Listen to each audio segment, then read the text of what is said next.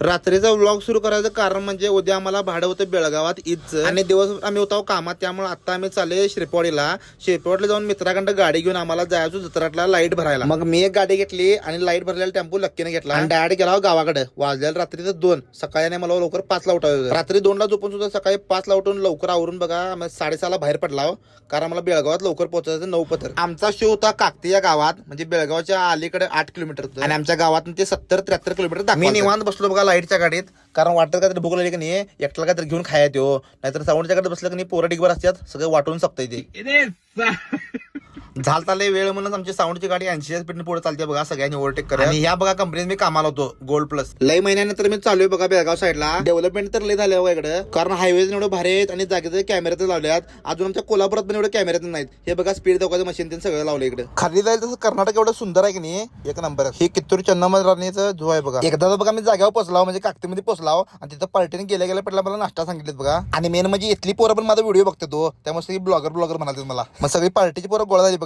त्यांच्या मंडळाचं नाव होतं आयुबी तस्कर बॉईज 55 कंपनी. मग पोरं सगळी साऊंडची एंट्रीचं तयारी करायला बघा. एंट्रीचं अशी ठेक्यात केल्या की नाही वाण लावायची. जागेवर पोहोचल्या पेटला की नाही आम्ही सेटअप मारायला सुरू केला, लाईट तीन लावायला सुरू केला. आणि पोरही असली भारी होती की नाही, आम्हाला सगळं मदत करायला लागायचं, लाईट जोडायला, साऊंड जोडायला, सगळं मदत करायला लागायचं. आणि तेवढ्यात मला ही छोटी मुलगी दिसली बघा, कसली क्यूट झाली बघा. मला पावसाळा सुरू आहे आणि असलं ऊन लागाल की नाही घाम्या घुमत होता सगळी. आणि ऐन टाइमला कायमसारखी बोंब झाली बघा. आधीच वेळ होता, तेवढ्यात पोलीस आलीत आणि 2 बेस मधले 1 बेस काढायला लावलेत आणि 1 बेस एक टॉपिक लावा म्हणजे. मग परत आणि काढला आणि नवीन पोरं सगळी एवढी एक्साइट झाली की नाही, साऊंड जोडू बद्दल त्याचे दमच नव्हता. कशी सगळी वरून उभारलेत बघा.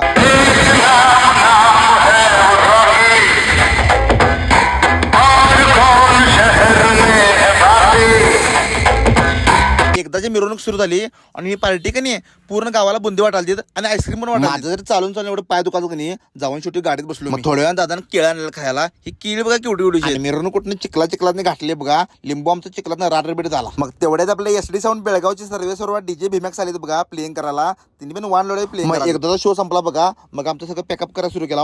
ही लक्की पिवळी पट्टी तरी एवढी आहे की नाही, अखंड भाऊकीची गरज. पॅकअप झाल्यावर डायरेक्ट पार्टीला जेवायला बघा मस्तपैकी व्हेज पुलाव त्यांनी केलते आणि खालावून डायरेक्ट घराकडे द्यायला सुरू केला. आणि आज बेळगावातले मोठे ईद असल्यामुळे कसं साऊंड लय लागलेले आहेत, त्यामुळे लय साऊंड चालते हायवेवर. मग मस्तपैकी छान समोसा काय थांबला बघा, कारण आता वेळ झाला झोप पण या नको म्हटलं आणि खाऊन डायरेक्ट सटकायचं घराकडे. तर तुम्हाला व्हिडिओ आवडला असलं तर लाईक करा, कमेंट करा, शेअर करा आणि जाता तुमच्या भावाला फॉलो करून जावा.